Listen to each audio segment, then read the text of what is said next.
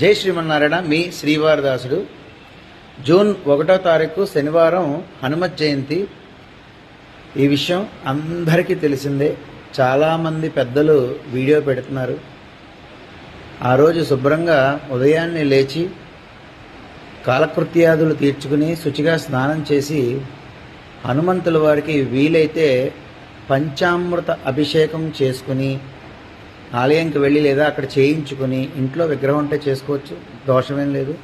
తమలపాకు పూజ, సింధూరం పూజ చేయించుకోండి.